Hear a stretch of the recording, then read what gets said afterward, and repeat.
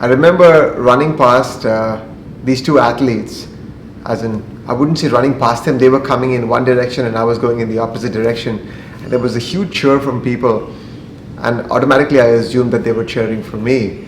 But these guys had something different about them. Of course, they were faster, but there was a motorcycle in front of them, there was a cyclist behind them. It's almost like they had their own brigade with them.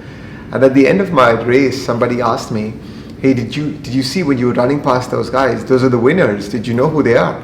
And only after the race was over did I read up about them. There was a girl called Daniela who won the women's race, and there was a guy called Daniel who won the men's race, and they finished between 3 hours and 30 minutes and almost 4 hours for the entire race. And I thought about that, and someone else asked me in the evening, how do you not even know the winners of the race? How do you not even know who they are?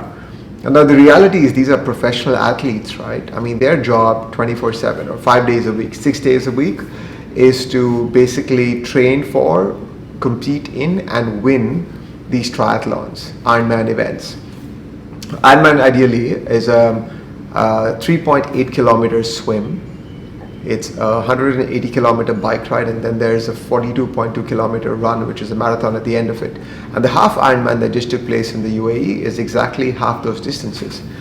So my race time, to put this in perspective, as a 43-year-old father of two, and I run my own operation work-wise, was to basically finish this entire thing in about 6 hours or under 6 hours if I ran or did the entire distance.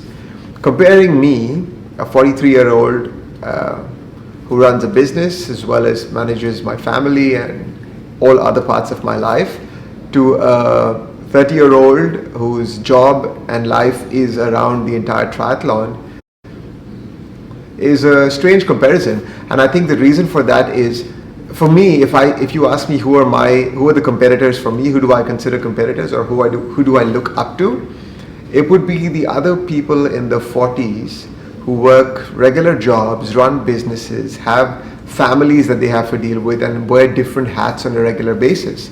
So if you ask me today, I'm more in awe, and I consider them competition. So when I ran down that course of the half marathon during the half Ironman, I recognized a lot of them. And when I saw they were ahead of me or behind me, I gauge myself based on my own performance metrics, of course.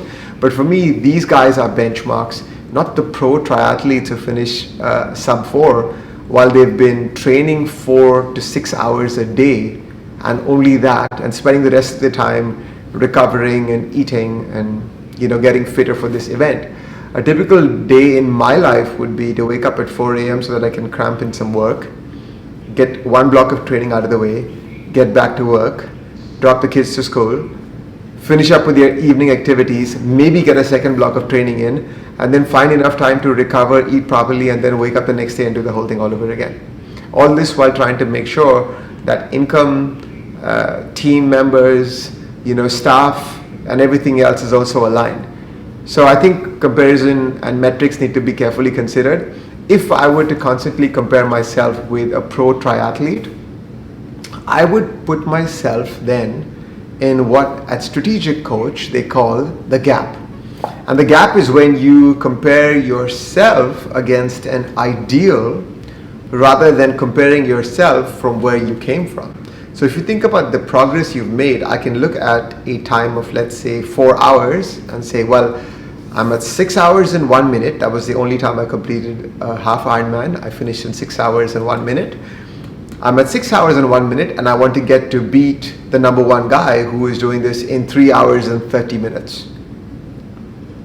So if I had to look at that, then my comparison metrics may not really stack up, because I would constantly be in the gap, which means in a negative zone, because I'd look at my 6 hours and 1 minute and say, well, I've gone to 5 hours, but I'm unhappy with that because the number one guy did 3 hours and 33 minutes. However, if I compare myself against where I came from and point myself in the direction to where I'm headed, then the comparison today is based on where I've come from.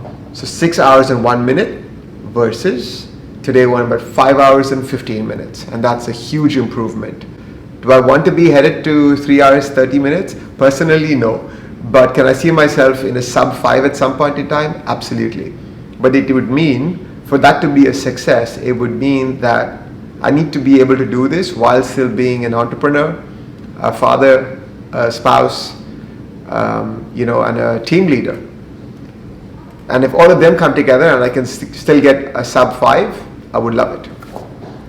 But that would be my comparison metric. So what I really want to say is, when you're choosing your role model and who you want to build your life around, just ensure that those factors are similar or in the place that you see yourself being in. Of course, if you see yourself being a pro triathlete, training 6 to 8 hours a day of just absolute physical fitness and training with nothing else to do, then by all means, have them as your role models.